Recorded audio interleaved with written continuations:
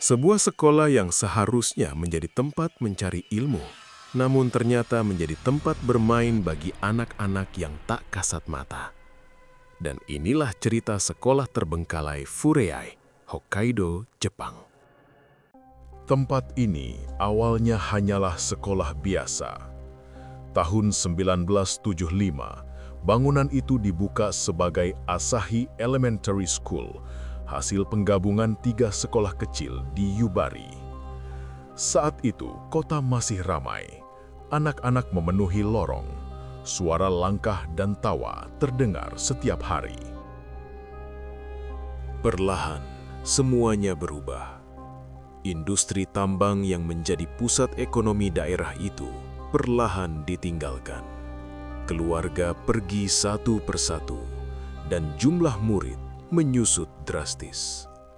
Kelas-kelas yang dulu penuh, kini menjadi kosong. Pada awal 1980-an, sekolah itu ditutup tanpa perpisahan, seolah seluruh aktivitas di dalamnya harus berhenti mendadak. Gedung tersebut sempat digunakan kembali dengan nama Family School Fureai, berfungsi sebagai penginapan dan fasilitas komunitas. Namun warga mengatakan suasananya tidak pernah kembali normal. Bangunannya berdiri, tetapi terasa hampa, seperti ada sesuatu yang tertinggal sejak hari terakhir sekolah ditinggalkan. Sekitar tahun 2006, pengelola bangunan ini mengalami kebangkrutan. Gedung itu kembali kosong. Atap bocor, dinding mengelupas, dan tidak ada lagi suara manusia.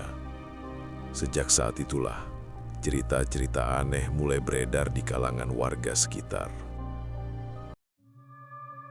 Beberapa warga yang tinggal tidak jauh dari lokasi mengaku sering mendengar bel sekolah berbunyi tepat di tengah malam, terutama saat musim dingin ketika lingkungan sangat sunyi. Bel itu tidak panjang, hanya 1 kali bunyi lalu berhenti seketika, seakan memang tidak dimaksudkan untuk memanggil siapapun. Orang-orang tua di daerah itu selalu mengingatkan, jika suatu malam bel terdengar lebih dari sekali, jangan menoleh ke arah gedung. Menurut mereka, jam pulang sekolah sudah berlalu puluhan tahun yang lalu, dan tidak ada alasan bel itu berbunyi lagi. Ada kepercayaan lokal bahwa bangunan ini menyimpan kenangan anak-anak yang pernah belajar di sana. Bukan karena kejadian berdarah, melainkan karena sekolah tersebut ditutup terlalu mendadak. Anak-anak tidak sempat memahami apa yang terjadi. Kelas yang tiba-tiba kosong meninggalkan rasa kehilangan yang kuat, dan perasaan itu diyakini masih menetap di dalam gedung. Beberapa warga juga mengaku pernah melihat siluet anak kecil berdiri diam di jendela lantai 2, terutama saat malam bersalju. Ada juga yang melihat bayangan berlari di dalam koridor, padahal salju di luar tidak menunjukkan bekas langkah apapun. Menurut cerita yang beredar, sosok-sosok itu bukanlah arwah yang marah. Mereka hanya digambarkan sebagai anak-anak yang masih menunggu, bingung, seolah berharap bel pulang akan berbunyi sekali lagi. Bagian gedung yang paling dihindari adalah aula olahraga. Warga menyebut ruangan itu sebagai tempat paling berat di seluruh bangunan. Beberapa orang yang nekat masuk pada malam hari menceritakan pengalaman yang sama.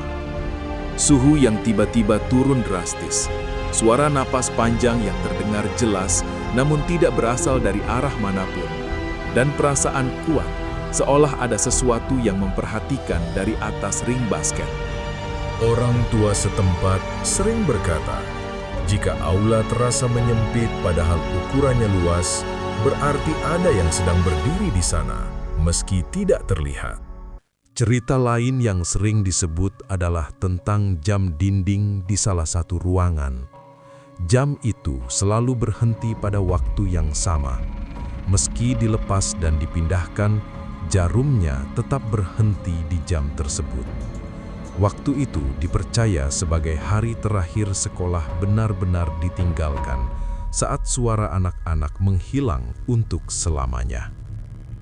Menurut kepercayaan warga, jam itu tidak rusak. Jam itu hanya berhenti karena di tempat tersebut tidak ada lagi hari esok.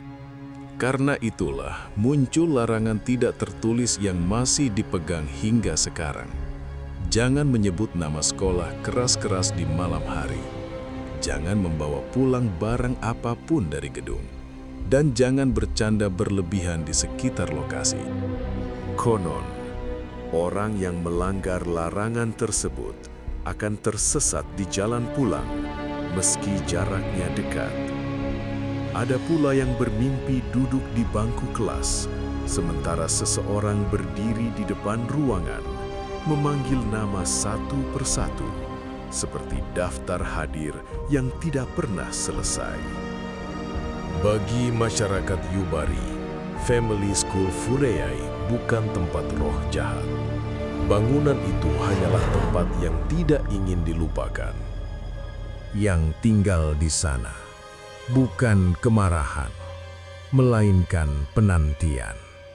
Selama masih ada yang mengingatnya, mereka tetap berada di dalam.